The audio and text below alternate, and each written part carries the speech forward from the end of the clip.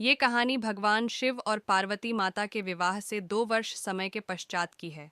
एक समय की बात है, कैलाश पर्वत पर भगवान शिव और माता पार्वती के सामूहिक रूप से निवास करने के बावजूद वे दुखी थे। भले ही वे दोनों अत्यंत शक्तिशाली और धन्य थे, लेकिन उनके जीवन में एक बड़ी कमी थी। वे बिना संतान के थे। पार्वती जी हमेशा भगवान शिव के पास बैठकर उनके साथ ध्यान और साधना करतीं, लेकिन कभी न कभी उनके दिल में यह सवाल आता कि क्या हम दोनों के जीवन में संतान का आशीर्वाद कभी आएगा। एक दिन पार्वती जी ने भगवान शिव से यह प्रश्न किया, प्रभु, आप तो सब कुछ जानते हैं, हम दोनों को इतनी शक्ति मिली है, फिर भी हमारे पास कोई संतान क्यों नहीं है। क्या हम दोनों का जीवन बिना पुत्र के अधूरा रहेगा। भगवान शिव, जो हमेशा शांत और ध्यान मग्न रहते थे, इस सवाल से कुछ देर तक चुप रहे। वे जानते थे कि जीवन के सभी प्रश्नों का उत्तर समय और परिस्थितियों के साथ मिलता है। लेकिन पार्वती जी के दुख को समझते हुए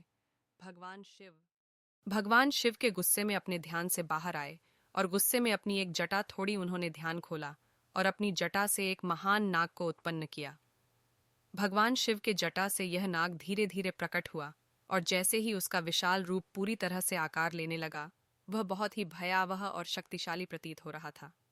इस नाग के शरीर पर बेशुमार छोटे छोटे सर्प थे, और उसकी आंखों में अद्भुत शक्ति थी। उसका नाम था शेषनाग। शेषनाग का जन्म भगवान शिव की जटा से हुआ था। वो शेषनाग इतना शक्ति और विशैला था, वो पार्वती माता को काट के भाग जाता, जिस कारण माता नीली पड़ जाती है। और उस समय माता को अपनी शक्ति का भेद न होने के कारण माता नीली पड़ जाती है, जिस कारण भगवान शिव के पास सभी देवगण स्थित प्रकट हो जाते हैं। जैसे ही भगवान शिव उस सांप को खत्म करने लगते हैं, सभी देवगण उन्हें रोक देते हैं कि हे शिव, आप ये अनर्थ न करें, इससे दुनिया में रीत लग जाएगी कि एक पिता ने ही जन्म देकर अपने आप ही मार देते हैं। ये अनर्थ न करे, जिस करके वो शेष नाग भाग कर कहीं जंगलों में सीप जाता है। फिर भगवान शिव ने एक युक्ति लगाकर अपना पुत्र प्रकट करने की युक्ति लगाई। उनके मन में एक दिव्य विचार आया।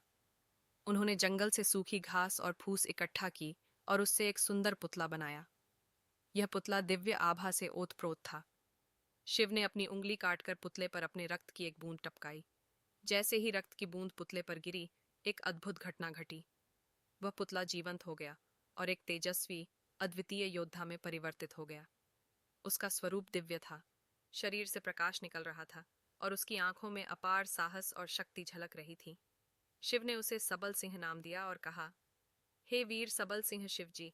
ये इनका नाम सबल इसलिए रखा क्योंकि वो बहुत बलवान, ताकतवर और शक्तिशाली थे, और सबल का अर्थ ही ये है जिसमें बहुत बल हो। शिव भगवान ने देरी ना करते हुए अपने पुत्र सबल को आज्ञा दी, ये वीर सबल एक काला जहरीला सांप तुम्हारी माता पार्वती को डस से जंगलों की तरफ भाग के छुप गया है, उस पकड़ के लाओ। वीर सबल को अपनी माता की हालत देखकर उस नाग के प्रति क्रोध में बढ़ जाता है और आंखें लाल हो जाती है। क्रोध में वीर सबल उस काले नाग को जंगलों की तरफ ढूंढने निकल जाता है।